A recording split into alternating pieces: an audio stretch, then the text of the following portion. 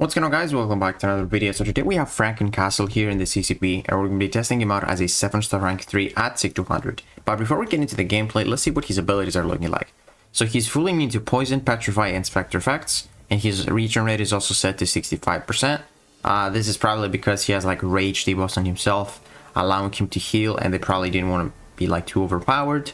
Now, when he's struck by a basic attack, while he's unstoppable or shocked, he gets that rage debuff that we talked about, which actually gives him basically more adrenaline healing. So that's, you know, pretty good for his for when he's taking damage, because this champion is kind of like, you know, meant to get hit to actually activate your unstoppable and get a bit more damage. But then when he's afflicted with or he's immune to a damage debuff other than that his rage, he gains 2 hits on his combo meter, which is good because every time he crosses the multiple of 15, he gets this berserk passive, which basically gives him more damage when he is unstoppable. Next up, Frank does not idle after dashing back, and he gains an unstoppable passive for 0.7 seconds when he starts to run.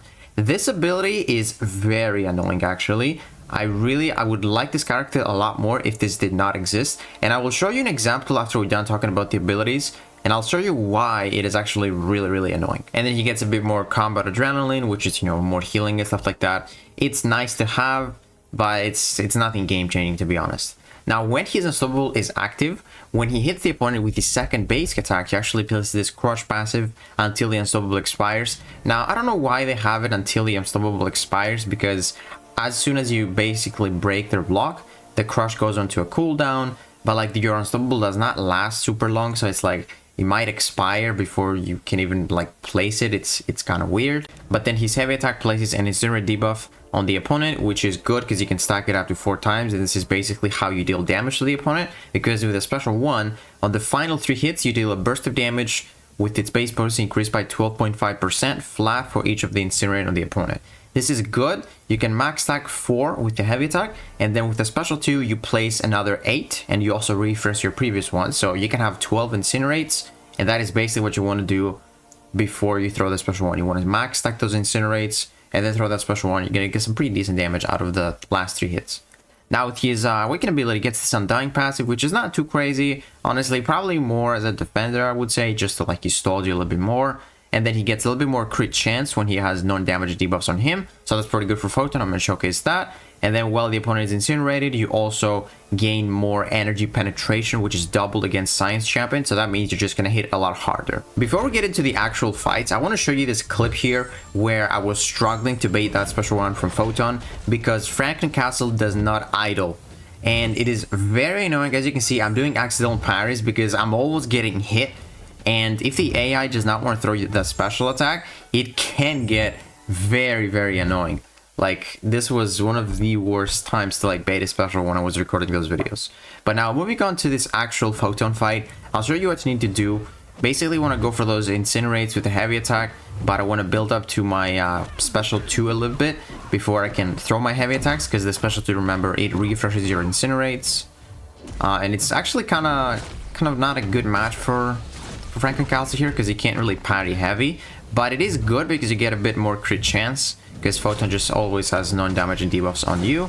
As you can see, we also get that rage, we get a little bit more combat hits, or what's it called, combo meter, and we actually get those berserk passives, which give us more attack when we have unstoppable active.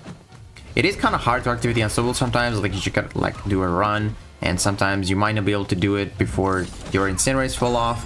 As you can see, I only threw the special 2 with like 1 incinerate here, but we still have the 8 on the special 2, so we got 9 in total right now. And then basically I just want to go for my special 1 here, and it is gonna hit pretty hard. Let's see if I activate my unstoppable before that though. It seems like I'm probably going to. Let's find out. Yeah, I'm just gonna run on her, throw the special 1, we get a bit more attack during the unstoppable, and yeah. That was not a terrible fight, not the greatest. 68 seconds, it is what it is, you know. I don't think Franken-Castle is gonna really be a crazy good champion, to be honest with you. I think he's kind of hard to use. His playstyle is a little bit weird, and yeah, just having to get hit to get your rage to activate your unstoppable, it's not the greatest thing ever, man. Like, at first I just didn't want to play this champion, but then once you get, you know, a bit used to him not, you know, idling and stuff like that, it is a little bit better. Definitely a little bit better. Like, damage-wise, he's not terrible, that's for sure. At least that's SIG 200, because SIG 200 just gives him more energy penetration, especially against science champions, because here we're going to be testing out like, only on science champions in this video. But then we throw that special 2, we're going to get 10 incinerates, refresh those 2 and place some 8 here. There we go. And then we got 6 of our charges right now, so we're gonna our berserk passive, so we're gonna hit pretty hard as soon as we go unstoppable. And as you can see, we are unstoppable. Throw that special 1, we get some nice 38,000 bursts of damage. It was actually not enough to kill Quicksilver this time, because I guess against Photon we just crit more because we just had more debuffs on her, but it was still a quicker fight because we just easily could parry heavy Quicksilver. Moving on to I-Bomb, here we do have the poison immunity, so that's really nice.